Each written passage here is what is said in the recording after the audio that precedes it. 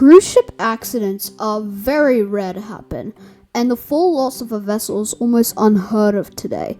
There's been a handful of incidents over the last 20 to 30 years. Since I turned 13, there's a shipwreck that I've been so obsessed with that ran aground in the early 2000s off the Solomon Islands and has literally been there abandoned ever since. This is the story of the World Discoverer.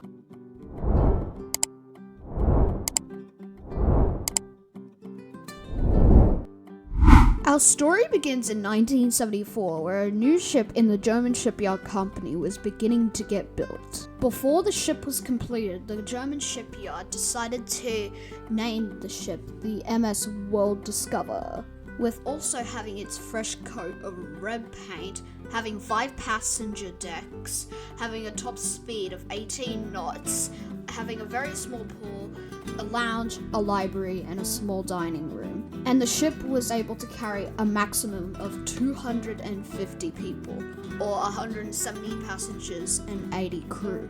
However, as soon as the vessel was completed, it was sold to a company called BY Cruises that had operated out of Denmark.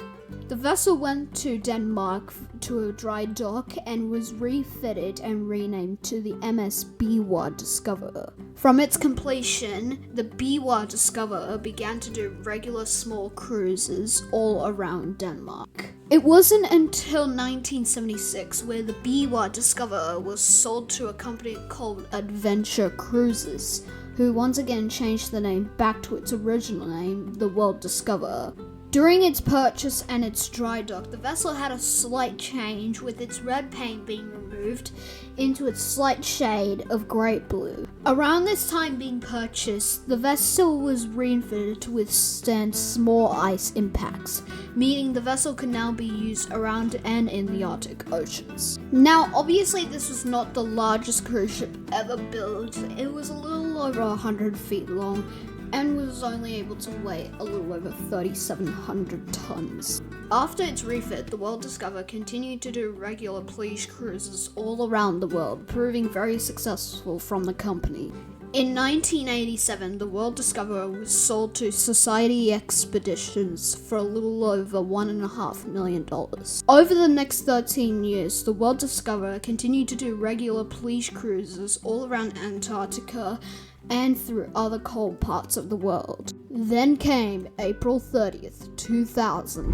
The World Discoverer was traveling through the Solomon Islands, which, if you didn't know, they're located around 1,770 kilometers or 1,100 miles northeast of Australia. The World Discoverer was traveling through the Sandfly Passage between 2 islands when, at around 4 p.m. local time, the vessel struck an uncharted rock.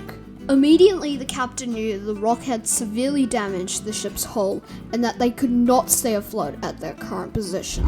In an effort to save the World Discoverer, the captain brought the ship into Roderick Bay and deliberately grounded the ship as far as he could onto the shore to prevent the ship from completely sinking beneath the surface. This effort proved to be very effective, as the ship was completely evacuated and everyone was off safely. The hull damaged just under the bow was too severe for any quick initial repairs, and with the ship now listing over to its starboard side and now at around 20 degrees, the water took over the weight of the ship and the vessel had rested on the shores at a 46-degree list, partially submerged. Initially, the wreck was considered to be a complete loss, as the hull damage and the recovery of the ship would exceed the initial values. Following this, there were actually a few attempts to help salvage the wreck.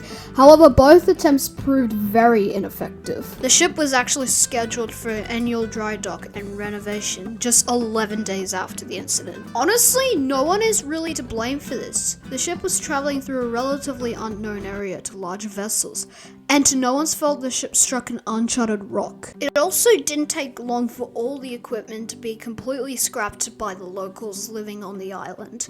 The interior equipment and even the windows aboard the vessel were completely scrapped by the locals. And so, with the vessel now having no equipment on it, Society Expeditions just decided to leave the ship there, and they literally renamed another one of their ships to the World Discoverer, which set sailed in 2002.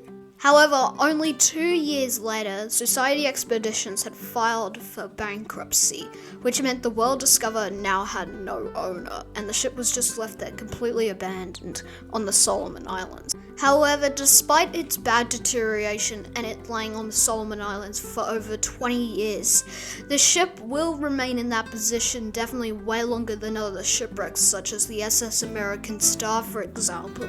And with no owner, I honestly think the World Discoverer could be laying there for the rest of its existence.